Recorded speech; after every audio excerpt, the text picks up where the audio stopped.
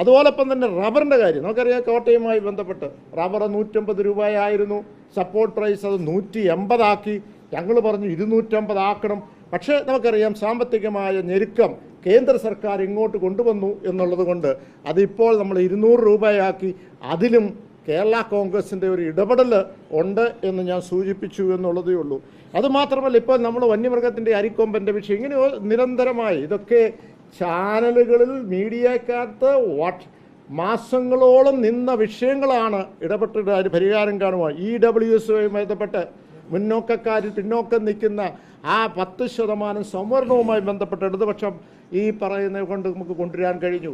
ഇപ്പോൾ ഏറ്റവും വലിയ ചർച്ച ചെയ്യുന്ന വിഷയം ഒരുപക്ഷെ ഈ പറയുന്ന നമ്മുടെ അധ്യാപക നിയമനവുമായി ബന്ധപ്പെട്ട അല്ലേ. ഇവിടെ സമരങ്ങൾ നടന്നു, സഭയുടെ നേതൃത്വം നടന്നു. അപ്പോൾ അവിടെ NSSന് അവിടെ അധ്യാപക നിയമനം അവിടെ കൊടുക്കാൻ സുപ്രീം കോടതി പോയി കൊടുക്കാൻ കഴിഞ്ഞു. അപ്പോൾ എന്തുകൊണ്ട് ഞങ്ങൾക്കും കിട്ടുന്നില്ല എന്നുള്ളൊരു ചോദ്യം അവിടെ വന്നു. ഞാനും ചോദിച്ചു.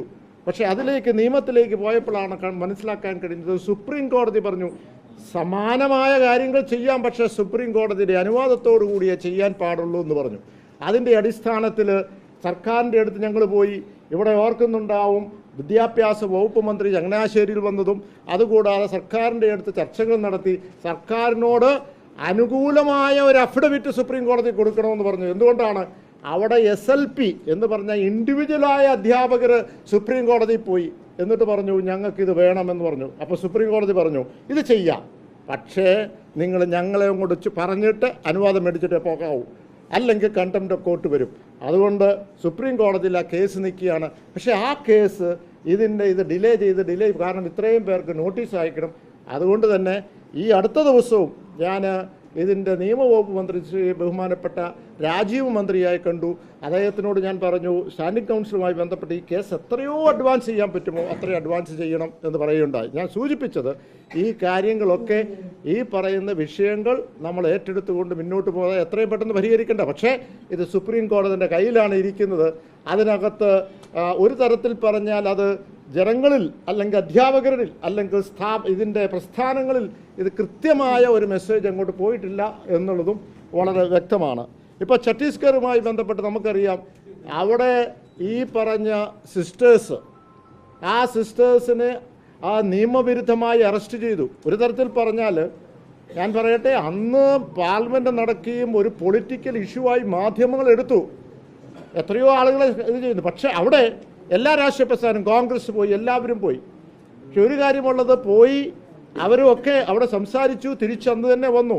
പക്ഷേ 5 ദിവസം അവിടെ ആ പറയുന്ന ഛത്തീസ്ഗറിൽ അവിടെ താമസിച്ച് ബെയിൽ കിട്ടുന്നോടം വരെ അവിടെ കേരള കോൺഗ്രസ് പാർട്ടി, അതിനകത്ത് CPMും CPIയും അവിടെയുള്ള മുഴുവൻ MP-മാരും വന്ന് ഒരു തരത്തിൽ പറഞ്ഞാൽ അവർക്ക് ഒരു കൂടുതൽ ഇടപെടാൻ കഴിഞ്ഞു. കാരണം CPMനും CPIക്കും അവിടെ ചില യൂണിയനുകളും സംഘടനകളും ഉള്ളതുകൊണ്ട് കേസ് കൊടുക്കാൻ അവർക്കാണ് സാധിച്ചത്. മറ്റൊരു പേടിച്ചൊരു കേസ് പോലും കൊടുക്കുന്നില്ല. അവിടെയും നമ്മൾ ഇടപെടുവാൻ കന്യാസ്ത്രീകൾക്കുള്ള റേഷൻ കാർഡ് നമുക്കറിയാം. സപ്പോസ് നിങ്ങൾ പലപ്പോഴും ഈ പറയുന്ന സഭയുമായി ബന്ധപ്പെട്ടുള്ള കാര്യങ്ങൾ പറയാറുണ്ട്. റേഷൻ കാർഡ് ഈ സർക്കാർ തന്നെയാണ് റേഷൻ കാർഡുമായി ബന്ധപ്പെട്ട് അത് ഞങ്ങളൂടെ അതിനകത്ത് ഇടപെട്ട് ഇത് വേണമെന്ന് പറഞ്ഞത്. ഇപ്പോൾ സിസ്റ്റർ മേരി ബനിഞ്ഞയുടെ കവിതയുമായി ബന്ധപ്പെട്ട് 8ാം ക്ലാസ്സിൽ അതിൻ്റെ സിലബസിൽ കൊണ്ടുവരണമെന്ന് പറഞ്ഞാൽ കവിത കൊണ്ടുവരാൻ കഴിഞ്ഞത് തീർച്ചയായും അത് സാംസ്കാരിക മേഖലയിൽ വലിയൊരു മുന്നേറ്റമാണ്. ചാവറപ്പിതാവിൻ്റെ അദ്ദേഹത്തിൻ്റെ കാര്യങ്ങൾ അത് നീക്കം ചെയ്തിരുന്നു, വീണ്ടും കൊണ്ടുവരാൻ കഴിഞ്ഞു. ഇന്ന് പല കാര്യങ്ങളും ഇപ്പോൾ മോണ്ടി തേഴ്സ്ഡേ അവധിയായിട്ട് പ്രഖ്യാപിച്ചിരിക്കുന്നു. ഞാനേതെങ്കിലും ഒരു സമുദായത്തിൻ്റെ അല്ല പറയുന്നത്. പലപ്പോഴും നിങ്ങൾ എന്ത് നേടി എന്ന് പലപ്പോഴും മീഡിയ ചോദിക്കുമ്പോഴും പല ആളുകൾ ചോദിക്കുമ്പോഴും ഇതൊക്കെ ഇതിൻ്റെ കൂട്ടത്തിലുണ്ട്.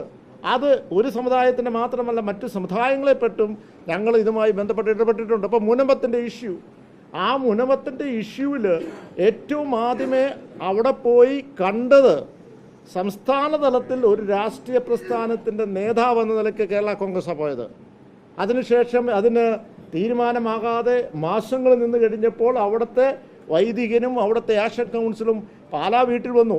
ഇത് സർക്കാരുമായി ബന്ധപ്പെട്ട് അതിന് എന്ത് ചെയ്യാൻ കഴിയും? മുഖ്യമന്ത്രിയായിട്ട് സംസാരിച്ചു. ഇത് കോടതിയിലുള്ള കാര്യമാണ്.